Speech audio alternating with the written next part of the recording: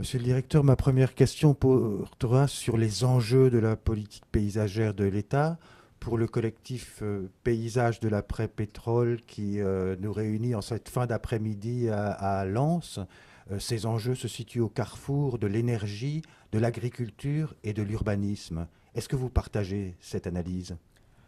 Alors oui, bien sûr, je la partage, mais j'avoue que peut-être je verrai un carrefour encore un peu plus grand, avec un peu plus de choses qui se croisent. Et puis je reviendrai sur l'urbanisme, qui pour moi, comme le paysage, est une discipline extrêmement intégratrice, qui finalement n'est pas une des branches, hein. C'est une façon de regarder l'ensemble, comme le paysage. Mais donc, vous avez cité l'agriculture, par exemple, mais dans le fond, on pourrait citer, et l'énergie, on pourrait citer aussi la mobilité, les infrastructures qui l'apportent, qui ont un impact assez fort sur le paysage et dont on parle, je pense, pas mal dans la politique nationale en ce moment. Et puis, bien sûr, les espaces naturels, les milieux aquatiques. Enfin, voilà, il y a un grand nombre de choses. Donc, simplement, la politique de l'eau a sa propre influence. D'une façon générale, ce que je partage clairement et qui est exprimé par le collectif à travers cette question, c'est le fait que le paysage est une façon d'intégrer ces différentes disciplines sectorielles et donc d'avoir un regard plurisectoriel, intégrateur, qui est indispensable pour réfléchir à des projets ou à l'avenir de territoire. Trop souvent, les professionnels et les membres du collectif constatent que le paysage, on commence à s'en préoccuper finalement à la fin. Or, l'efficacité, selon eux, repose sur sa place en amont de ces politiques, qu'il s'agisse d'énergie, d'urbanisme ou d'agriculture. Est-ce que là aussi, là encore, est-ce que vous partagez ce point de vue et surtout, par quels moyens vous pensez possible de donner au paysage le statut qui lui revient? Alors, je suis bien sûr tout à fait d'accord avec cette idée qu'il y a besoin enfin, il est utile d'utiliser le paysage et tous les concepts qui vont avec en phase amont de tout un tas de projets, ce qui n'exclut pas que les moyens du paysage soient également efficaces à d'autres stades des projets, hein. Je veux dire, dans la conception même du projet, dans sa mise en œuvre, suivant les types de projets, le paysage a sa place partout. Mais en amont, il présente des tas d'avantages. Alors, on les a évoqués tout à l'heure avec la question présente, c'est-à-dire que, évidemment, le paysage présente l'avantage de s'obliger à avoir un regard intégrateur dès le départ. Parce que dans le paysage, il y a toutes les composantes de ce qu'on fait ou de ce qu'on est qui se manifestent. Le paysage a une autre vertu qui est intéressante à l'amont. C'est très lié à l'évaluation environnementale et à la participation du public aux grandes décisions qui impactent l'environnement. L'autre vertu du paysage, c'est qu'elle permet d'avoir une relation très sincère avec les citoyens et de les faire parler, en fait, hein. Et c'est beaucoup plus facile, souvent, de faire exprimer un avis sur un morceau de territoire ou sur un projet à travers le paysage qu'à travers des entrées beaucoup plus techniques ou technologiques. Le paysage, c'est quelque chose d'assez sensible et ça permet d'engager une discussion, de faire révéler des préférences.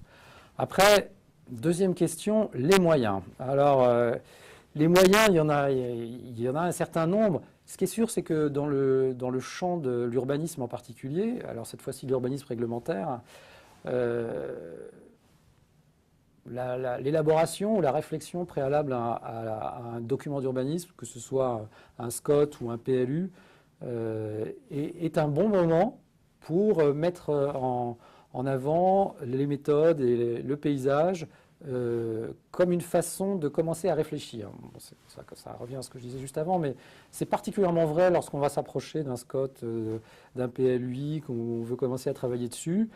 Euh, c'est pas que pour ça qu'on fait des plans de paysage et qu'on soutient cette démarche fortement auprès des collectivités territoriales, mais c'est aussi un peu pour ça.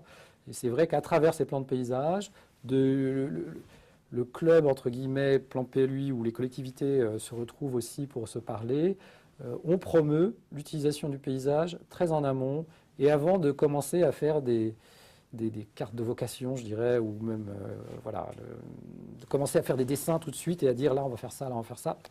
Déjà, ça permet d'avoir un regard avant. Sur l'énergie, alors c'est très clair que c'est presque un besoin vital pour que nous réussissions la transition énergétique qui est voulue en réalité de tous, mais qui n'est pas si simple à mettre en œuvre au quotidien, parce qu'elle a des impacts importants, notamment visuels, c'est clair que là, le paysage est un instrument indispensable et qu'il faut qu'il arrive avant le projet, ou pour anticiper le projet, pour permettre que tout ait été dit et échangé sur le projet, sur son intégration dans le paysage, sur comment il le fait évoluer, et que l'ensemble soit le fait d'une adhésion de la population, des citoyens, au projet, incluant ces éléments dans le paysage.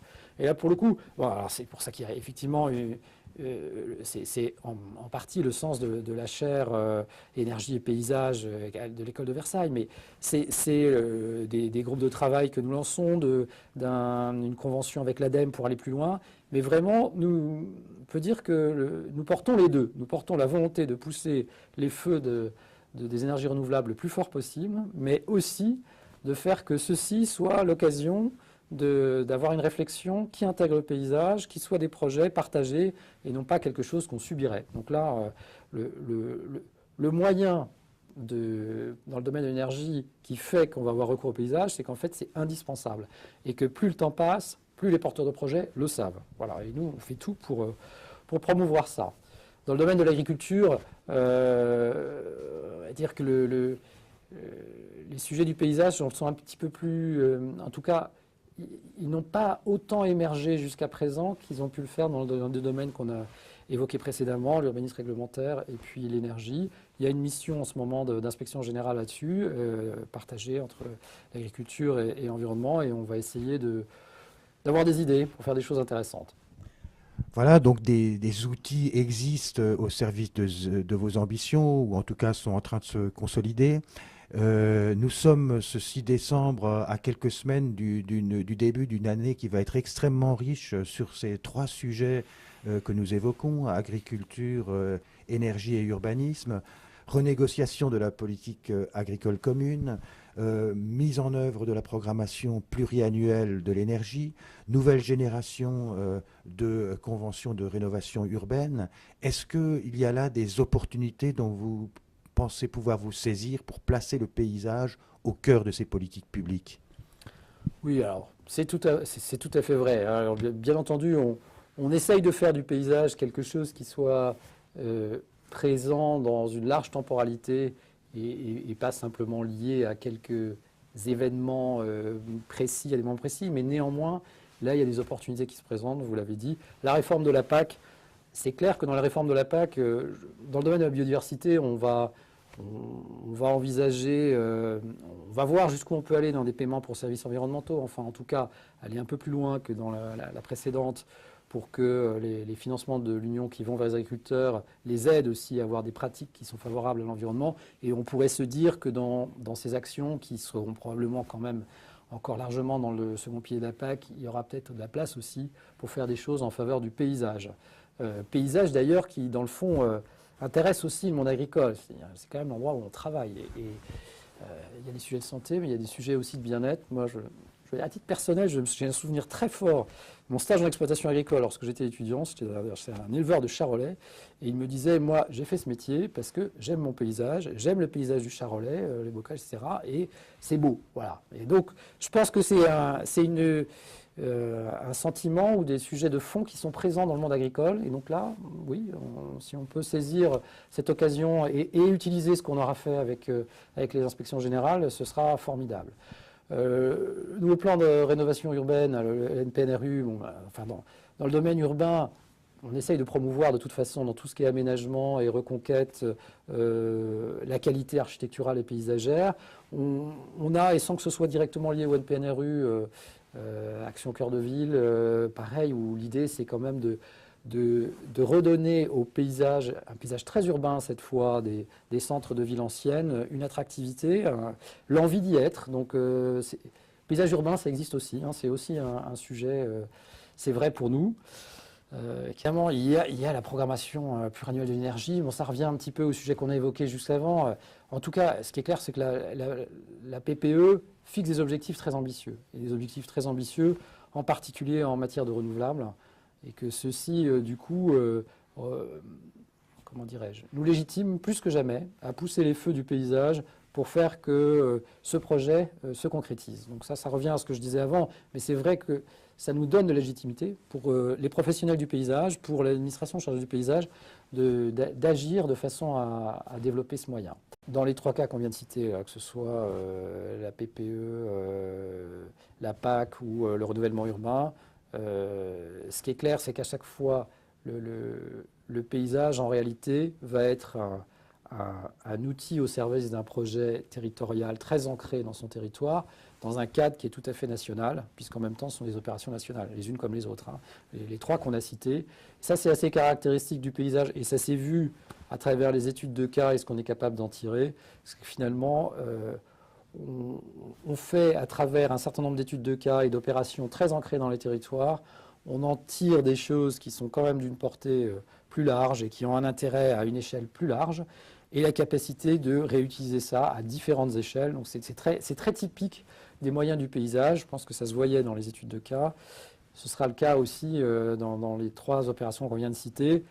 Des grandes opérations nationales, des grands objectifs nationaux, des projets vraiment très ancrés dans le territoire et spécifiques, mais dans lesquels il y a en tout cas un certain nombre de points communs ou de références qui peuvent être utiles à d'autres endroits. Voilà. Donc la capacité de gérer des projets de grande échelle et de petite en faisant à chaque fois quelque chose d'utile et agréable pour nos concitoyens. Eh bien, merci, monsieur le directeur. Je suis sûr que les participants à ce colloque vont se sentir encouragés dans leur énergie paysagère et qu'ils trouveront aussi dans ce que vous avez dit une illustration de ce que, en aparté, vous me disiez tout à l'heure, à savoir que le paysage libère la parole. Et votre ministère a beaucoup œuvré pour le démontrer à travers ses recherches-actions qui ont donné lieu à des journées paysages qui ont marqué les esprits au début de l'année dernière. C'est vrai, mais c'est vrai, de toute façon c'est à ça que je faisais référence, effectivement. Hein. Merci. Merci beaucoup.